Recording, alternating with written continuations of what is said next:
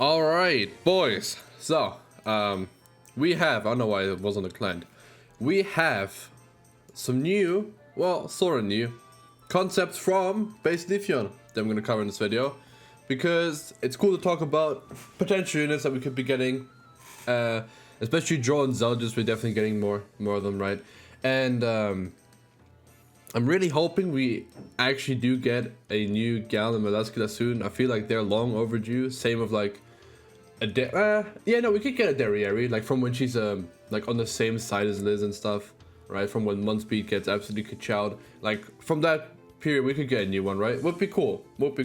And you know, new Gal and Velasquez, because they're cool, especially Gal, kind of very cool. Anyway, I'm gonna go over Droll, I think, pretty quickly. Depends, I don't know. And then the main price, obviously, Zeldris. He even changed him again. So we'll go over that. So let's start with Droll. I really like the Droll art. And two, I'm really happy that this Droll is a giant focused Droll. He's not like supposed to be around the demon team. I mean, maybe, but I mean, most, like, from what I can tell, he wants to be around on a giant team, which I like, because there's like Green Diane is so cool, but there's no like proper team for her. So anyway, so he's passive, so he's Giant King Droll, Dance of the Earth. So this is like the OG Droll, big powerful one. When in PvP, increases giant allies' stats by 7% at the start of every ally turn to a max of 3 times. When at max dex, removes them and nullifies all enemies' unique skills effects for 1 turn. And he, per note, passive resets every time it procs, making it reusable. So every 3 turns, or like on every 4th turn, so 4th, 8th, 12th, you disable all your enemies' uniques / passives, right? Which that is pretty cool. I wonder how that would work with like Green Gotha. Would you just remove the Green Gotha stacks for 1 turn, and then they would come back the next one, or would they get reset to 1 again? I don't know, right? Or like Margaret passive when you stack that up. Or like Ban, he already got the buffs from his passive, would only disable the cleansing effect, or would it also, you know, we'll have to see if something like this would actually make it into the game. But this is pretty cool, right? So you get 21% to all stats, which is really good. Which is like, what, like 4 Gotha stacks and like a little bit. That's nice. But you get it quicker. And then you nullify the passive. That's actually insane. I don't think it's broken. I just think it's pretty solid, so that's cool. Then his attack card, Giga Burst, inflicts power strike. It's just power strike, okay? So there's nothing crazy to it. And then Bedrock Tomb. Now let's actually go to the card here. It's the same as Amelia's freeze card, but the rank 1 is just a petrify instead of freeze though, which is good because that bypasses shields on a rank 1. And then on a rank 2, you do have to do damage. You'd have to go through the shield, but it's still pretty good. Because, I mean, it's the same card as Amelia. I don't think I have to explain. It's damage, and then when they pop out... Oh wait, no, it's different. It's different. When the Petrify is removed by using skills, ultimate moves, or after turns have passed, depletes the enemy's ultimate move gauge by 1. That's actually kind of broken. Actually really broken. Because you freeze them, and then you yoink their ultimate gauge. So that's kind of unfair, but I like it. And I want a good Droll. I want a meta Droll, because Droll's pretty cool. I mean, I don't think I need to show you. I have Yorgi for him, obviously. And then his ultimate is weak point. Oh, so it's just okay, so it doesn't get anything cool. No 6/6 effects. You love to see it. It's just like Demon Hendrickson's ult, right? Or like Medley's ult, whatever. Is it actually the multiplier? Let me actually see. Bob. Let me go to him. It is. That's a weird number. I know it gets tripled, and that's why, but that's still a weird number. And his commandment: whenever an ally or enemy doesn't attack by the end of their turn, applies 2 buffs that increases their resistance by 30% for 3 turns. Oh, that's actually kind of nuts.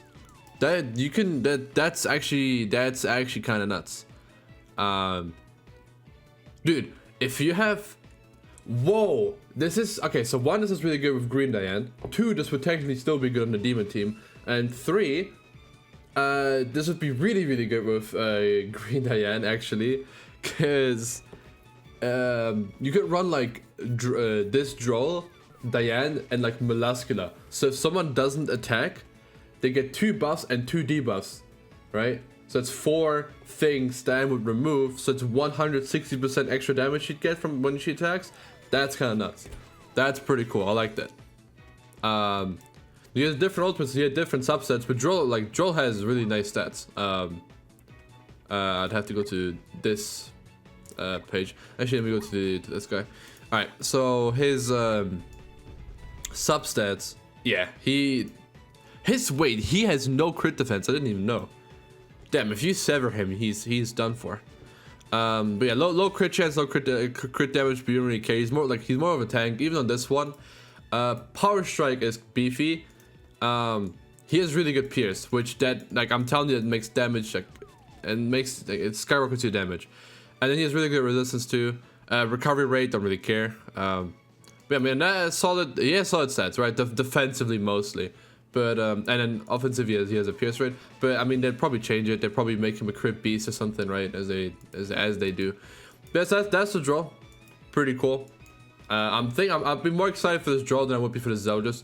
I just want a new Droll. I really like the Droll. Zeldris, we got Fest Zeldris. I really like Fest Zeldris. I can't speak. Why is Zeldris so hard to say? Anyway, but I really like Fest Zeldris. I don't think we need a new one like soon. Like Droll, we do though. I do want a new Droll. Like release a Droll and a Gallon together. That'd be really cool. All right. Anyway, and make Gallon the giant, bro. He's big. I'm kidding. All right.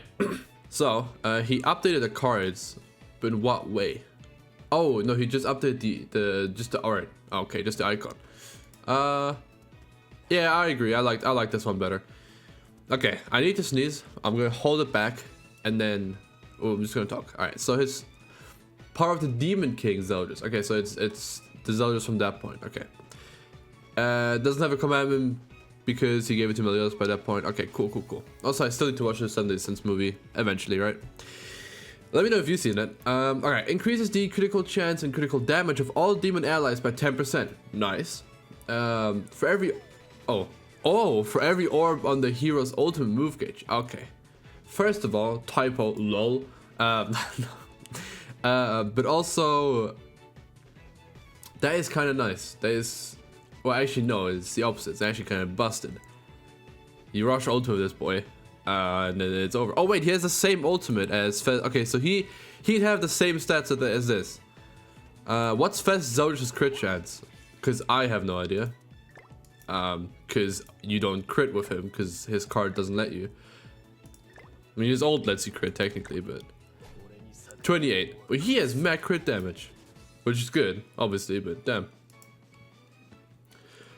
But this is actually nice. Let's say you're assault melee and you either run ult food or dodge food, right? You can get like 3 or 4 ult gauge turn 1. You'll have like 40% increase, or 5 ult gauge too. But let's just say you get like 3 or 4 on average. You get so much crit chance and crit damage already. And then you run it with like Kusak, who can crit, but you know, more damage if he doesn't crit and everything, and he goes crazy. So that's cool. Yeah, I think you'd run him with Kusak. Would you run him? Oh, you could run with Sigurd, bro. Sigurd goes crazy. With crits. Yeah. All right. Anyway, so that's pretty cool. And then it goes further. It's more than that. It's a whole Yu-Gi-Oh card. Increases the hero's HP related stats by 10% for each orb removed from the ultimate gauge, limit 3 times. Okay, so it's the opposite of like Blue Zeldris, who gets crit damage, but he gets HP related stats. Excludes depletion from ultimate moves used. Does the Blue Zeldris have that too? It does. Damn, I didn't even know. I thought one go through a boom, you're set, you're done. Alright, that's cool though. That's pretty cool. That's a lot. That's a really, really strong passive, but that's really good. I still like that. And honestly, the demon team, they need it. They need it. Nice, there's attack card Fallen Blade. Inflicts damage equal to 440% of attack on one enemy. Deletes all buff and debuff skills. And increase the ultimate move gauge of the hero. Oh, equal to the number of cards deleted. So yo, turn 1, you could just get 5 ult gauge by attacking to like a lucky Gothic player or something. I don't know. That is That is nuts. Wait, what does it do like level 1? Oh, it deletes all buff skills. Oh, okay. And then rank 2 it deletes all buff and debuff skills. And then it's just a damage increase. Okay, if it was a that is a very good skill in terms of control. Like, you don't have ult gauge removal, which you spelled gauge wrong again. But that is still nuts. That is still nuts. Also, yeah, no, I assumed it was the enemy he was attacking. Okay, but that's really good. If you have a rank 2, you attack Gother, he has no cards. A green Gother, he has no cards. All it did, boom, and you get 2 ult gauge guaranteed if it's a turn 1. So that's kind of nuts. That is actually really nuts. Yeah, and then for ult gauge control, you'd probably learn like Zeldris, Cusack, and Sigurd. And then no backline, or assault melee backline, I guess. But yeah, that's pretty juicy. All right, now the second card is assumes a stance for 2 turns, which taunts enemies. Let's just go to the card immediately. Which taunts enemies, inflicts damage equal to 30% of the attacking enemy's max HP when taking attacks. Ignores damage taken from long range attacks. That was pretty good. That was pretty cool. A weak concept of corrosion damage turned to a straight off attack could be the deadliest counter, considering this sort of damage doesn't even depend on the hero's attack, but rather of the enemy's max HP. It does do max HP. That is okay. The thing is, it would be the best against Margaret and Ban. Now against Ban it wouldn't work because Ban's attack is ranged. But you would still, like, if Arthur attacks into you somehow, for some reason he sees your stance up and he attacks, then that would absolutely kill him. It does taunt as well in rank 1, which is 1 turn only, but that's still like good. Yeah, but on a rank 3, ignores damage taken from. Wait, if it ignores damage but you still counter, which isn't usually how it works. If you don't take damage, you usually don't, like, nothing happens. But if you still counter, that's really good. Obviously, right? Also, I don't know if this works with ultimates. Like, if you could just block an ultimate. Actually, no, you can. There shouldn't be a way, because even demons are immune, can't avoid ultimate damage. But yeah, you just do max HP damage while also reducing damage from long range attacks only. So the one Margaret, assault melee. What are some other, like, meta units? Some meta DPSs. Like Cusack would still cuck you, like, or like not cuck you, but like do a lot of damage. Green Diane would still destroy you. Oh boy, there's a lot of humans. Yeah, I don't know. Why is it sorted like this? What? Okay, oh, whatever. I think this is the way you need to sort it. Alright, it's better. Jericho, I guess. I don't know. Fest King you'd avoid though. Well, not his punch, but his poison is range, I'm pretty sure. It looks like a range skill. But yeah, I mean, it's like a 50-50 split. Oh, Sariel is ranged. That's really good then. Because he's green, right? The Zeldris. Yeah, so you'd be protected against Sariel attacks, because both of them are ranged. That's really good. And then he has the same ultimate as Fest Zeldris, which is, I think, a fantastic ultimate. Like, the amount of times, especially with the change that does the HP reduction beforehand now, it has clutched out so many, like, dubs for me. It's so good. Also, this Zeldris fit is the best one. You need the chef haircut and then the flame thing. We don't have the flame sword because that's ugly. Just have like a regular sword.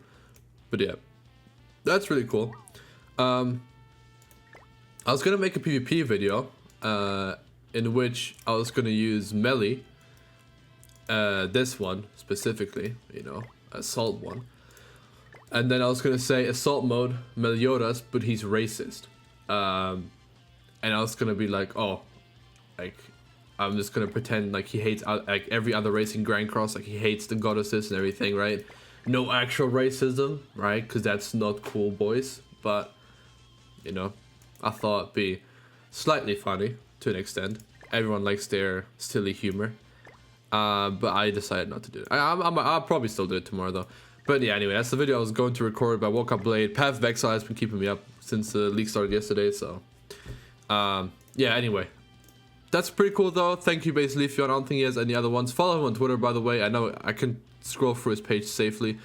I don't think he made more after these ones. Yeah, but they're really cool. Always glad to cover his concepts, because I think that they most of the time are very close to being like realistic, or are just like very realistic cards and units that Netmarble could implement into the game. Whereas like a lot of other like fan cards I see are like cool and stuff, like creative, but they're just like either super overpowered or super underpowered in a way where it doesn't make sense. And his ones I feel like are really solid in terms of like how close they come to actual like Netmarble game design philosophy.